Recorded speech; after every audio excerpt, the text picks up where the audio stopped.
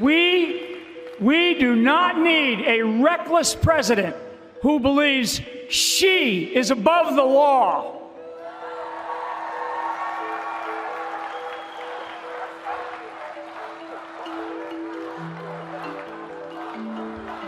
Lock her up. That's right. That's right. Lock her up.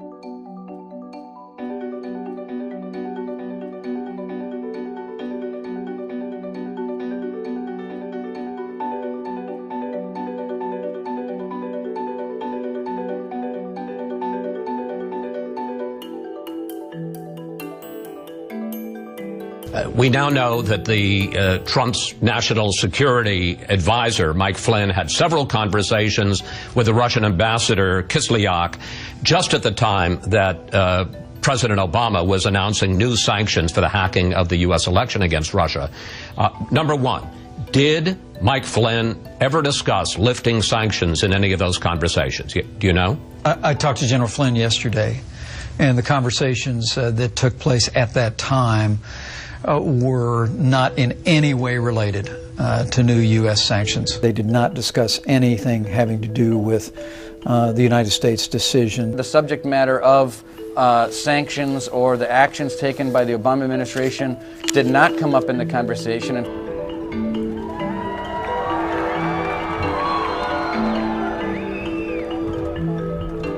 I talked to General Flynn about this again last night. One call talks about 4 subjects.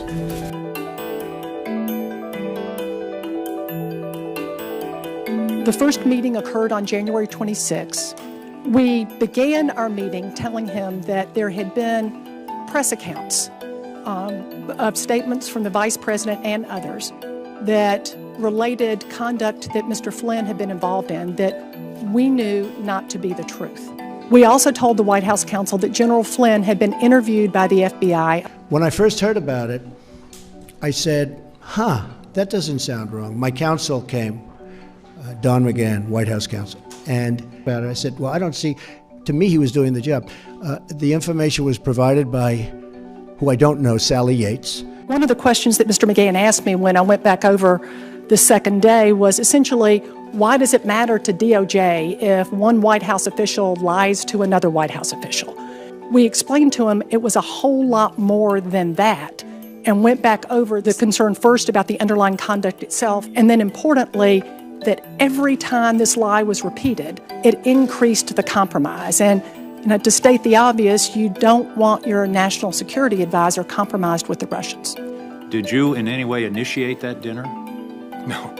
He called me at my desk at lunchtime and asked me, was I free for dinner? After summoning Director Comey to dinner, the president appears to have threatened the director's job while telling him, quote, I need loyalty. I expect loyalty. Did you ask that question? No, I didn't.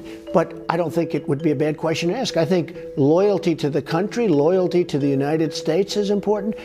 We've just been told that Sally Yates has been relieved of her duties as an acting attorney general. We're told that she has been replaced.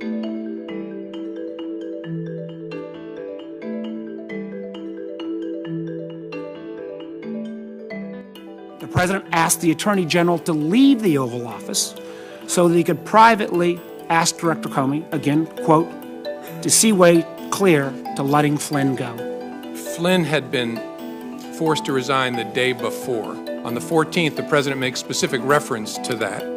And so that's why I understood him to be saying that what he wanted me to do was drop any investigation connected to Flynn's account of his conversations with the Russians. Did you at any time urge former FBI Director James Comey in any way, shape, or form to close or to back down the investigation into Michael Flynn? And also, as you look back... No, I didn't. No, I didn't. But Mike, excuse me, no, I fired him because of what he said to Mike Pence. Very simple. Mike was doing his job. He was calling countries and his counterparts. So it certainly would have been okay with me if he did it. I would have directed him to do it if I thought he wasn't doing it. I didn't direct him, but I would have directed him because that's his job.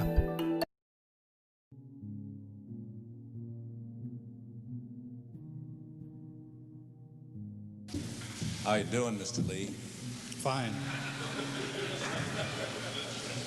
Well, you look like a nice fella. My wife thinks so.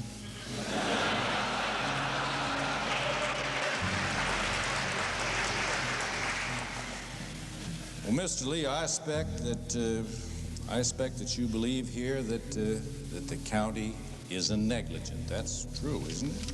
That's my belief. And you want the jury to believe it, don't you? Certainly. As a matter of fact, that's your purpose being here, isn't it? Is to kind of convince the folks on the jury that the county wasn't negligent. I'm here for whatever purpose you wished me to be here. Well, but wasn't that why you came, was to convince the jury that the county wasn't negligent? I will provide the facts on our side, yes. Didn't you want to convince the jury that the county wasn't negligent? My attorney will take care of that. Don't you want to answer the question?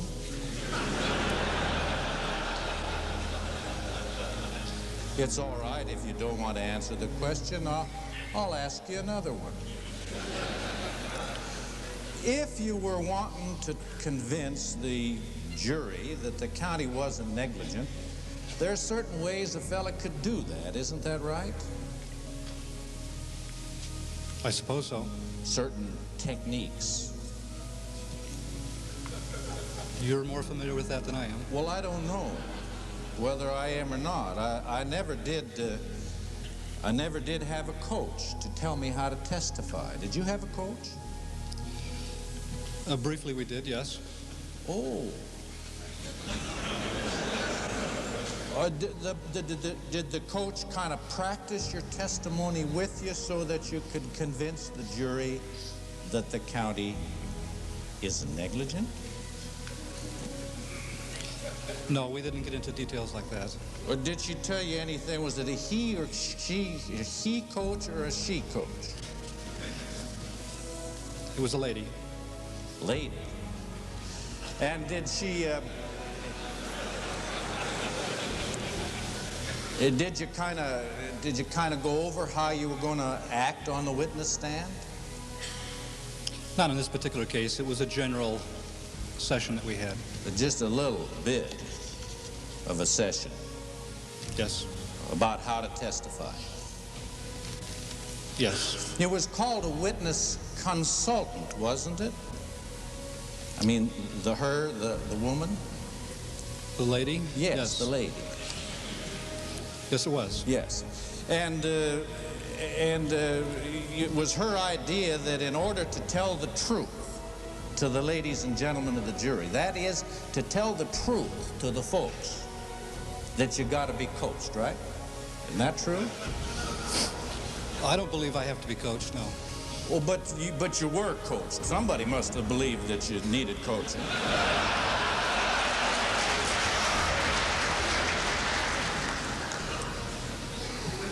Well, sir, let me ask you a question now.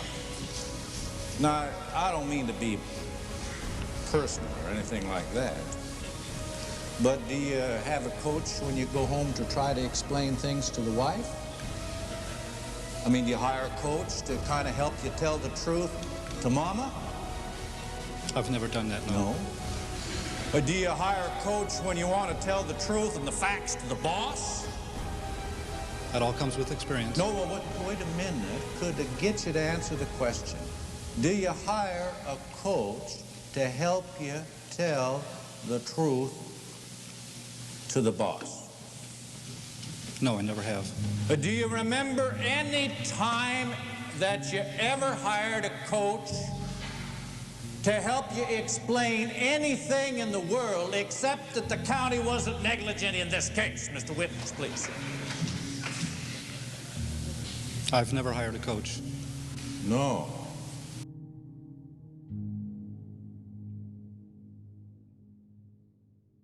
Retired U.S. Army Lieutenant General Russell Honore, who led the relief effort, of course, in the days following Katrina in New Orleans. He happens to be a 37-year veteran of our armed forces. He has written a book that is called Leadership in the New Normal, and we recommend it. General, tell me what the response would have been if you'd been at your desk in the Pentagon watching live news coverage across the Potomac River with the ability to send people, manpower, across the river to help?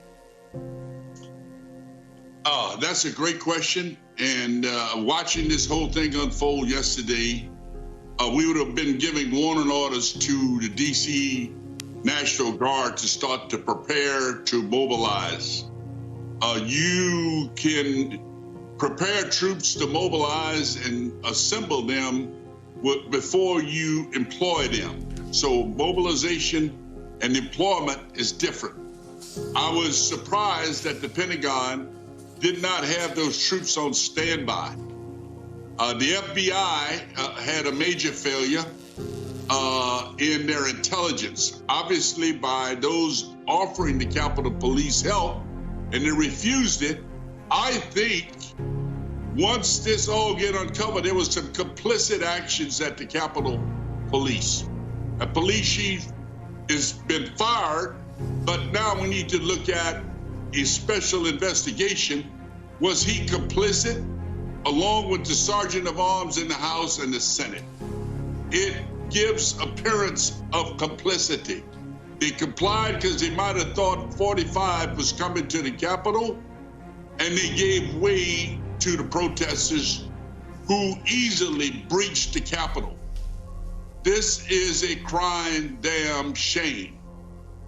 And I applaud those individual officers who put their lives on the line yesterday to try to restore order. But yesterday they were poorly led.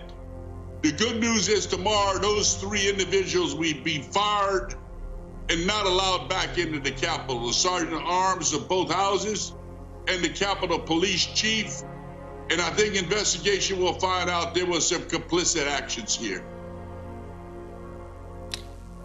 Indeed, over 50 of those officers in trying to do their jobs were injured, but as you point out, they were poorly led. This was a surprise to no one. The president had advertised it.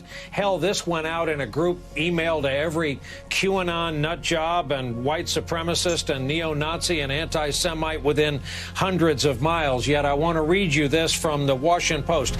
In memos issued on January 4 and 5, the Pentagon prohibited the district's guardsmen from receiving ammunition or riot gear, interacting with protesters unless necessary for self-defense, sharing equipment with local law enforcement, or using guard surveillance and air assets without the defense secretary's explicit sign-off, according to officials familiar with the orders. And General, I think we know each other pretty well.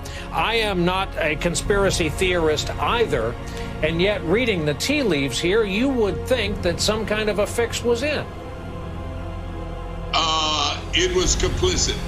They complied doing what they thought a 45 wanted to do. And I don't want to cross the line here because I'm subject to Uniform Code of Military Justice.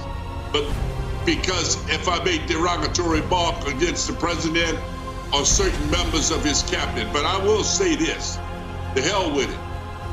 This was total incompetence, and it was complicit by the leadership involved in securing the Capitol because they wanted to please 45 because they thought he would come over.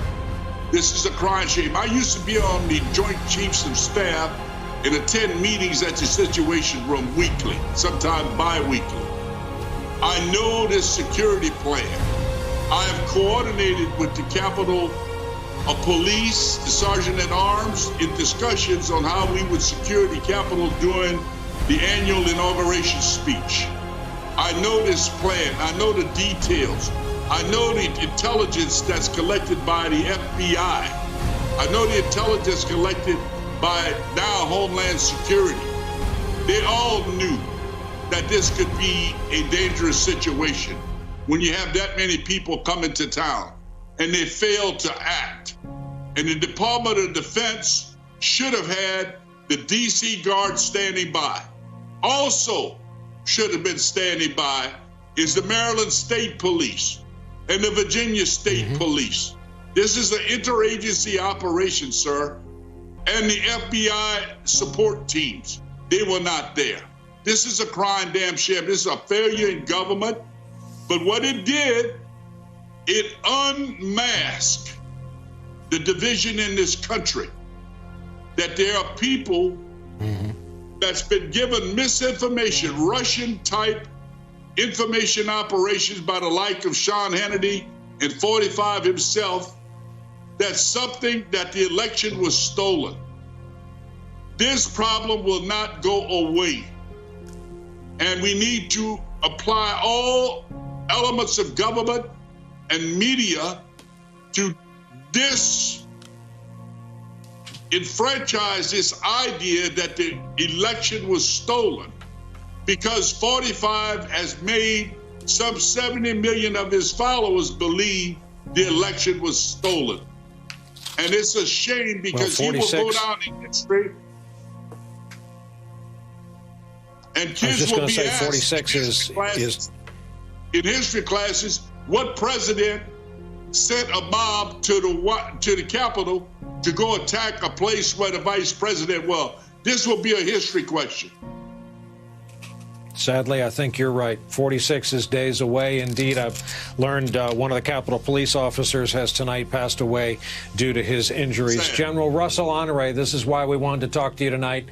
Thank you, sir. We'll hear argument next in case 19-635, Donald Trump versus Cyrus Vance. Mr. Sekulow?